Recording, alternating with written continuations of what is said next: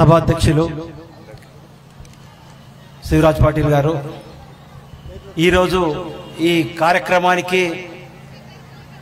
ముఖ్య అతిథిగా విచ్చేసి సదాశివపేట పట్టణానికే ఒక వన్య తెచ్చిన మంత్రి హరీష్ రావు గారు, మరి స్థానిక శాసనసభ్యుడు మిత్రుడు చింత ప్రభాకర్ గారు, మరి వెంకటరామరెడ్డి గారు ఈరోజు ఎంపీగా క్యాండిడేట్ చేస్తున్న అభ్యర్థి, మరి చీల మల్లన్న గారు పార్టీ అధ్యక్షులు శివరాజ్ పాటిల్ గారు, మరి వేదిక మీద ఉన్న అందరికీ, వేదిక ముందున్న ప్రతి ఒక్కరికి, చెల్లెమ్మలకు అన్నలకు అందరికీ హృదయపూర్వక నమస్కారాలు.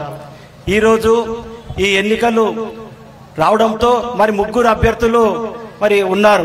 ఆ ముగ్గురు అభ్యర్థులలో మరి అత్యంత తెలివిగలవాడు, మరి అత్యంత మన ప్రజలకు సేవ చేసే వ్యక్తి మరి వెంకటరామరెడ్డి గారు. మరి మనకు ఓటేసి మనం ఎటువంటి వ్యక్తిని ఎన్నుకున్నాలంటే మంచి తెలివిగల వ్యక్తిని, మంచి పనులు చేసే వ్యక్తిని, విద్యావంతుని ఎన్నుకుంటేనే మన సమస్యలు నెరవేరుతాయి. కాబట్టి దయచేసి మీరు రాబోయే రోజుల్లో మరి మన ఓటు ఆయుధం, విలువైన ఓటు, ప్రతి ఒక్కరు ఓటు వినియోగించుకునాలి. మనం టీవీల దగ్గర ఉండో లేకపోతే హాలిడే దొరికిందని ఎంజాయ్ చేసుకుంటూ ఉంటే కాదు.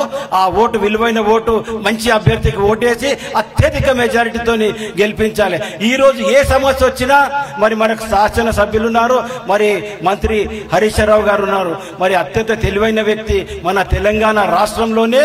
మరి తెలివి అంటే ఎవరు అని అంటే హరీష్ రావు అని అనే చెప్పాలి. ఎటువంటి వ్యక్తినైనా గెలిపించే సత్తా ఒక హరీష్ రావు గారికే ఉంది. మరి ఈ ఎన్నికల్లో మరి మనం నేషనల్ హైవే నుంచి పోతుంటే పొటాన్చెరు, గజ్వేల్, సిద్దిపేట వరకు మరి అపజయం అన్నదే లేదు. హరీష్ అన్న తలుచుకుంటే అపజయం ఆయన ముందు ఉండని ఉండదు, అన్ని విజయాలే. కాబట్టి ఇప్పుడు కూడా మరి హరీష్ అన్న నాయకత్వంలో విజయం సాధిస్తామని చెప్పి మరొక్కసారి తెలుపుకుంటూ ఈ అవకాశం ఇచ్చిన పెద్దలందరికీ హృదయపూర్వక నమస్కారాలు. జై తెలంగాణ.